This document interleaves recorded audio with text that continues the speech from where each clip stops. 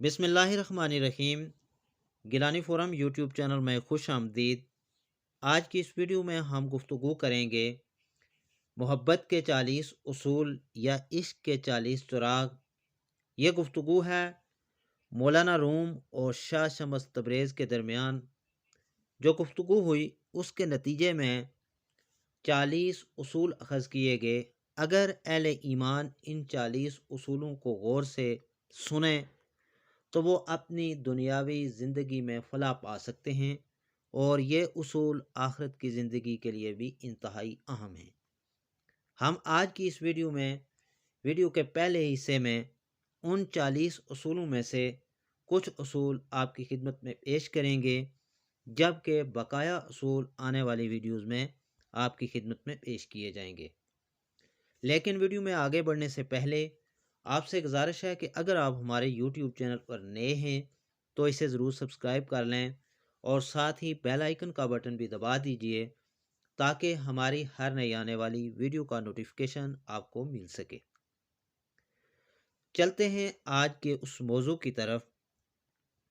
مولانا روم اور شاہ شمس تبریز کے درمیان جو گفتگو ہوئی اور اس کے نتیجے میں جو اصول طے آئے، وہ پہلا اصول یہ ہے کہ ہم خدا کے بارے میں جو گمان رکھتے ہیں وہ دراصل ہماری شخصیت کے بارے میں ہمارے گمان کا ایک عکس ہوتا ہے۔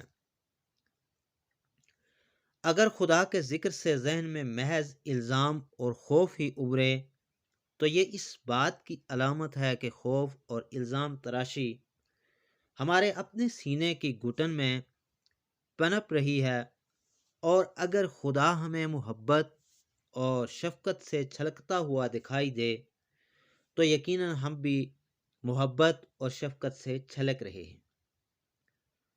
دوسرا اصول یہ ہے کہ سچائی کا راستہ دراصل دل کا راستہ ہے، دماغ کا نہیں۔ اپنے دل کو اپنا اولین مرشد بناؤ، عقل کو نہیں۔ اپنے نفس کا سامنا اور مقابلہ کرنے کے لیے دل کی مدد لو، کیونکہ تمہاری روح پر ہی خدا کی معرفت کا نزول ہوتا ہے۔ عقل و دل و نگاہ کا مرشد اولین ہے عشق، عشق نہ ہو تو شرع و دین بت کدائے تصورات۔ اور سامعین، تیسرا اصول یہ ہے کہ قرآن پڑھنے والا ہر شخص قرآن کو اپنے فہم و ادراک کی گہرائی کے مطابق ہی سمجھ پاتا ہے۔ قرآن کی فہم کے 4 درجات ہیں۔ پہلا درجہ ظاہری معنی ہیں، اور زیادہ تر اکثریت اسی پر قناعت کیے ہوئے ہے، جبکہ دوسرا درجہ باطنی معنی کا ہے۔ تیسرا درجہ ان باطنی معنوں کا بطن ہے، اور چوتھا درجہ اس قدر عمیق معنوں کا حامل ہے کہ زبان ان کے بیان پر قادر نہیں ہو سکتی، چنانچہ یہ ناقابل بیان ہیں۔ علماء و فقہا جو شریعت کے احکامات پر غور و خوض کرتے رہتے ہیں، یہ پہلے درجے پر ہیں۔ دوسرا درجہ صوفیاء کا ہے، تیسرا درجہ اولیاء کا ہے، چوتھا درجہ صرف انبیاء، مرسلین اور ان کے ربانی وارثین کا ہے۔ پس تم کسی انسان کے لیے، یعنی تم کسی انسان کے اللہ تعالیٰ کے ساتھ تعلق اور اس تعلق کی نوعیت کو اپنے قیاس سے جاننے کی فکر نہ کیا کرو۔ ہر شخص کا اپنا اپنا راستہ ہے، اور اظہار بندگی کی ایک اپنی نوعیت ہے۔ خدا بھی ہمارے الفاظ و اعمال کو نہیں بلکہ ہمارے دلوں کو دیکھتا ہے۔ یہ مذہبی رسوم و رواج بذات خود مقصود نہیں ہیں، اصل چیز تو دل کی پاکیزگی ہے۔ اور چوتھا اصول یہ ہے کہ تم کائنات کی ہر شے اور ہر شخص میں خدا کی نشانیاں دیکھ سکتے ہو، کیونکہ خدا صرف کسی مسجد، مندر یا کسی گرجے اور صومعے تک محدود نہیں۔ لیکن اگر پھر بھی تمہاری تسلی نہ ہو تو خدا کو کسی عاشق صادق کے دل میں ڈھونڈو۔ پانچواں اصول یہ ہے کہ عقل اور دل 2 مختلف چیزیں ہیں۔ عقل لوگوں کو کسی نہ کسی بندھن میں جکڑتی ہے اور کسی چیز کو داؤ پر نہیں لگاتی، لیکن دل ہر بندھن سے آزاد ہو کر اپنا آپ داؤ پر لگا دیتا ہے۔ عقل ہمیشہ محتاط اور پھونک پھونک کر قدم رکھتی ہے کہ دیکھو کسی کیفیت کا زیادہ اثر مت لینا، لیکن دل کہتا ہے کہ مت گھبراؤ، ہمت کرو اور ڈوب جاؤ، یعنی ڈوب جاؤ کیفیت میں۔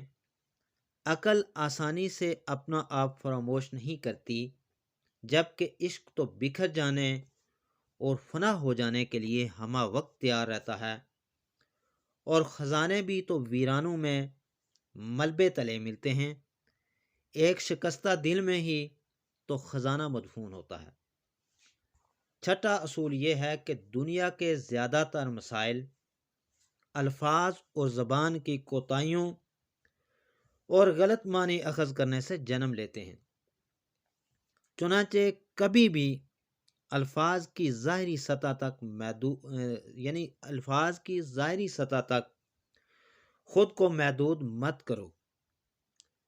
جب محبت اور عشق کے میدان میں قدم رکھتے ہیں تو الفاظ، بیان اور زبان و اظہار اپنی اہمیت کھو بیٹھتے ہیں، اور جو کسی لفظ سے بیان نہ ہو سکے اس کو صرف خاموشی سے ہی سمجھا جا سکتا ہے۔ سامعین، ساتواں اصول یہ ہے کہ تنہائی اور خلوت دو مختلف چیزیں ہیں۔ جب ہم تنہا اور اکیلے ہوتے ہیں تو اس غلط فہمی میں مبتلا ہو جانا بہت آسان ہو جاتا ہے کہ ہم سیدھے راستے پر ہیں، لیکن خلوت یہی ہے کہ آدمی تنہا ہوتے ہوئے بھی تنہا نہ ہو۔ بہتر ہے کہ ہماری تنہائی کسی ایسے شخص کے دم قدم سے آباد ہو جو ہمارے لیے ایک بہترین آئینے کی حیثیت رکھتا ہو۔ یاد رکھو کہ صرف کسی دوسرے انسان کے دل میں ہی تم اپنا درست عکس دیکھ سکتے ہو، اور تمہاری شخصیت میں خدا کے جس مخصوص جلوے کا ظہور ہو رہا ہے وہ صرف کسی دوسرے انسان کے قلب میں ہی تمہیں دکھائی دے گا۔ جبکہ آٹھواں اصول یہ ہے کہ زندگی میں کچھ بھی ہو جائے، زندگی کتنی ہی دشوار کیوں نہ لگنے لگے، مایوس کبھی مت ہونا۔ یقین رکھو کہ جب ہر دروازہ بند ہو جائے تب بھی خداوند کریم اپنے بندے کے لیے کوئی نہ کوئی نئی راہ ضرور کھول دیتا ہے۔ ہر حال میں شکر کرو۔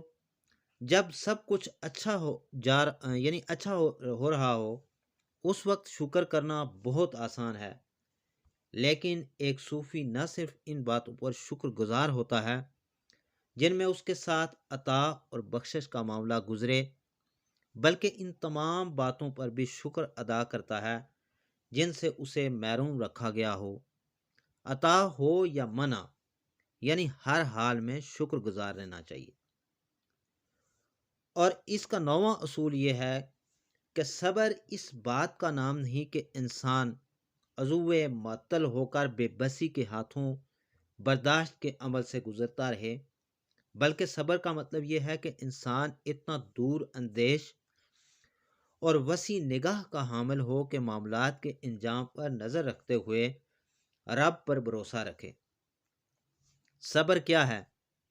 صبر یہ ہے کہ جب تم کانٹے کو دیکھو تو تمہیں پھول بھی دکھائی دے، جب رات کے گپ اندھیرے پر نظر پڑے تو اس میں صبح صادق کا اجالا بھی دکھائی دے، اور بے صبری یہ ہے کہ انسان اتنا کوتا بین اور کم نظر ہو کہ معاملے کے انجام پر نظر ڈالنے سے قاصر رہ جائے۔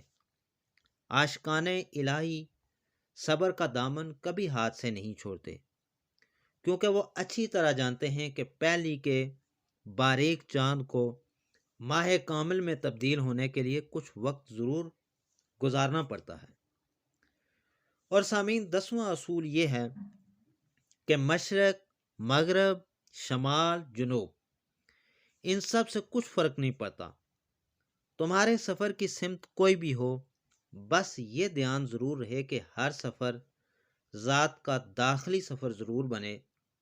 اگر تم اپنی ذات کے اندرون میں ایک مقام سے دوسرے مقام تک کا باطنی سفر کرو تو تمہارے ساتھ یہ پوری کائنات اور جو کچھ اس سے ماورا ہے وہ بھی شریک سفر ہو جائے۔ اور 11واں اصول یہ ہے کہ جس طرح ایک ماں کو بچے کی پیدائش کے لیے درد و کرب کے مرحلے سے گزرنا پڑتا ہے، اسی طرح ایک نئی شخصیت کو جنم دینے کے لیے تکالیف سے ضرور گزرنا پڑتا ہے۔ جس طرح ایک دن کو اپنی روشنی پوری شدت کے ساتھ بکھیرنے کے لیے شدید گرمی اور حدت برداشت کرنی پڑتی ہے، اسی طرح محبت بھی دکھ اور درد کے بغیر تکمیل کو نہیں پہنچ سکتی۔ اور 12واں اصول یہ ہے کہ محبت کی تلاش ہمیں تبدیل کر کے رکھ دیتی ہے۔ راہ عشق میں ایسا کوئی مسافر نہیں گزرا جسے اس راہ نے کچھ نہ کچھ پختگی نہ عطا کی ہو۔ جس لمحے تم محبت کی تلاش کا سفر شروع کرتے ہو، تمہارا ظاہر اور باطن تبدیلی کے عمل سے گزرنا شروع ہو جاتا ہے۔ اور 13واں اصول یہ ہے کہ آسمان پر شاید اتنے ستارے نہ ہوں جتنے دنیا میں جھوٹے اور ناقص شیوخ پائے جاتے ہیں۔ تم کبھی بھی کسی سچے مرشد کو کسی ایسے مرشد سے مت ملانا جو نفس کا پجاری ہو اور اپنی ذات کا اسیر ہو۔ ایک سچا مرشد کبھی بھی تمہیں اپنی ذات کا اسیر بنانے کی کوشش نہیں کرے گا اور نہ ہی اپنے نفس کے لیے تم سے تابعداری اور تعریف و توصیف کا تقاضا کرے گا، بلکہ اس کے برعکس وہ تمہیں تمہاری اصل اور حقیقی شخصیت سے متعارف کروائے گا۔